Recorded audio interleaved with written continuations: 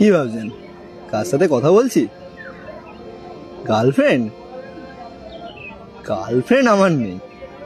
আরে ওইভাবে ফোনে কথা বললে গার্লফ্রেন্ড ছাড়া আর কি ভাববো? এটাই নিশ্চয়ই ভাবছেন। ভাবাটা স্বাভাবিক, সমাজ আমাদের এটাই ভাবতে বাধ্য করে। এই দেখ দেখ, ছেলে মেয়েটা কিভাবে একসঙ্গে যাচ্ছে, নিশ্চয়ই গার্লফ্রেন্ড বয়ফ্রেন্ড হবে। হ্যাঁ, এইরকমই বলি আমরা রাস্তায় কোনো ছেলে মেয়েকে একসাথে দেখলে।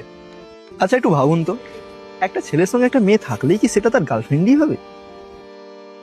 আচ্ছা হতেই তো পারে তারা একই পাড়ায় থাকে বা একে অপরকে চিনে, বা হতেই পারে তারা একে অপরের ভাই বোন। কেন, মেয়েটা তো ছেলেটার গার্লফ্রেন্ডও হতে পারে। এটাই হয়তো ভাবছেন এখন, ভাবাটা স্বাভাবিক। আচ্ছা হ্যাঁ, মেয়েটা তো ছেলেটার গার্লফ্রেন্ডই হতে পারে, কিন্তু ভাবুন তো এই সম্পর্কটাই আমাদের মাথায় সব থেকে আগে কেন আসে, অন্যগুলো কেন নয়? আরে ওইভাবে একসাথে ঘুরলে তো ওই সম্পর্কটাই আগে মাথায় আসবে। নিশ্চয়ই এটাই ভাবছেন। এতে দোষটা আমার বা আপনাদের নয়, তো কিছু দোষ হচ্ছে দৃষ্টিভঙ্গি। আসলে কি বলুন তো, সমাজ আমাদের ছোটবেলাতে যে দৃষ্টিভঙ্গিতে দেখতে শিখিয়েছে আমরা সেই দৃষ্টিভঙ্গিতেই দেখি। তাই নিজের দৃষ্টিভঙ্গিটা বদলান।